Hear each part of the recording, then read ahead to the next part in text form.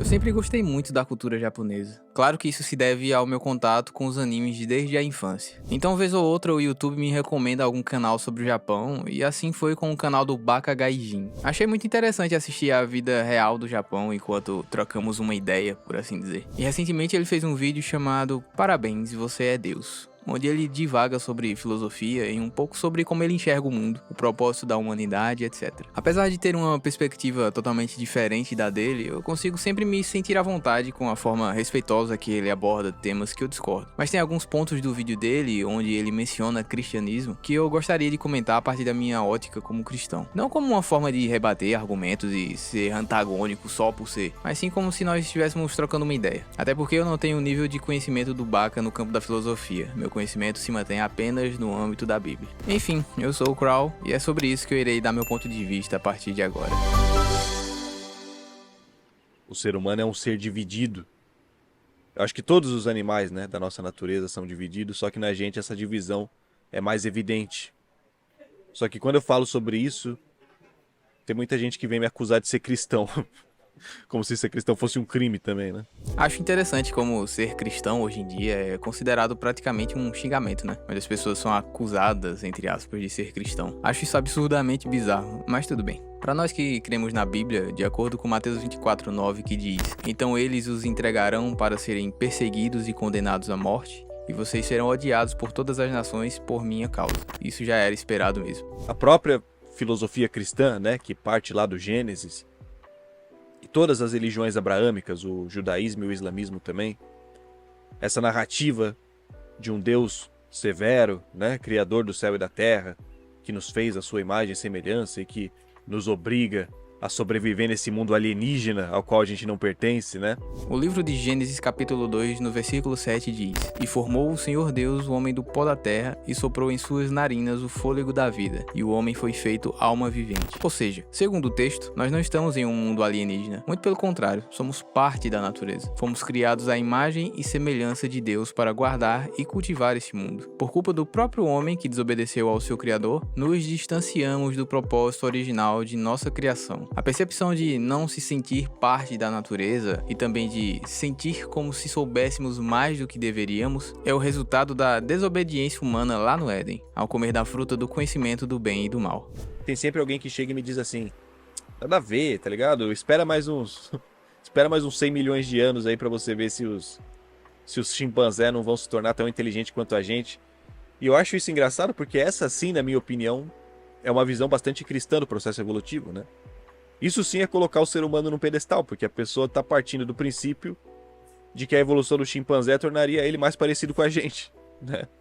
Como se toda evolução tivesse que levar necessariamente à racionalidade humana, o que não é verdade. Eu, particularmente, não sou adepto da teoria da evolução. Sou criacionista e literalista quanto ao relato da criação pelo livro de Gênesis. Por isso, para mim, acaba não fazendo muito sentido a frase uma visão bastante cristã do processo evolutivo. Mas eu entendo o raciocínio do Baka de que nós seres humanos não somos seres superiores a qualquer outro animal irracional do planeta. Ou pelo menos, que não seríamos o produto final ou o ápice de um processo evolutivo. De qualquer modo, a Bíblia não descreve o homem recém-criado desta maneira, como uma espécie semelhante às outras, mas sim ao seu próprio Criador. Todos os atributos que Deus poderia transferir de si mesmo para o homem, assim ele o fez. O homem não era o ser mais importante em inteligência da existência, mas era sem dúvida o mais importante e inteligente da Terra, com a tarefa de proteger todo aquele vasto e abundante jardim. Mas, mais do que isso, o homem era importante para Deus, a tal ponto de enviar o seu próprio filho Jesus para resgatá-lo e levá-lo ao seu propósito original. No fim das contas, em uma coisa eu posso concordar com o argumento do Baka. Se existe algum produto final de uma evolução, não é o homem, mas sim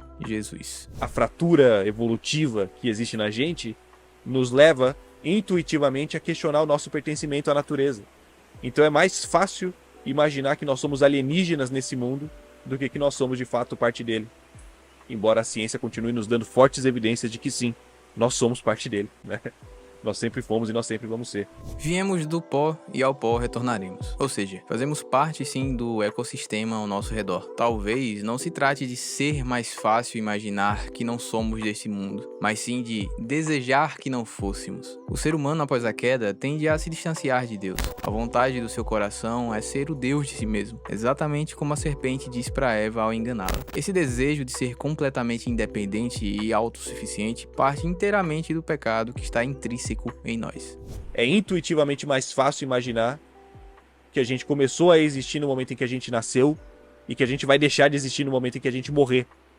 Mas em escala universal, medir o começo da existência a partir do nascimento é uma escolha arbitrária, né? Porque a matéria que compõe teu corpo hoje já existia no universo muito antes de você nascer. Na verdade, nesse sentido, você sempre existiu, tá ligado? Quando se fala em Big Bang. Partindo de um ponto de vista criacionista bíblico, seria possível também considerar que o homem sempre existiu, visto que fomos formados da terra, que já existia de forma caótica e desordenada, segundo Gênesis capítulo 1, versículo 2. Estávamos lá na criação também. Éramos átomos misturados com a terra, por assim dizer. E não só isso. Ao moldar o homem da terra, Deus soprou o fôlego da vida, que nada mais é do que a nossa alma. Um elemento que vem do próprio Deus, que é eterno. Ou seja, existe eternidade em nós, seja pela matéria, ou seja, de uma forma metafísica. O que cabe a nós agora é decidir onde iremos passar o resto da eternidade ao encerrarmos essa etapa no mundo material. Enfim, eram só esses trechos que eu queria comentar. Vou deixar o link do vídeo completo do Bakagaiji na descrição para quem quiser conhecer o canal dele. Também tem algo que eu quero contar para vocês. Estou preparando uma série de vídeos sobre uma história que eu tenho muito carinho e que marcou muito a minha infância. Pretendo fazer vídeos bem caprichados, então se você ainda não está inscrito, esse é um bom momento para se inscrever e ativar o sininho, e assim ficar por dentro sempre que tiver vídeo novo. Então é isso, se você chegou até aqui, muito obrigado. Um forte abraço e até breve.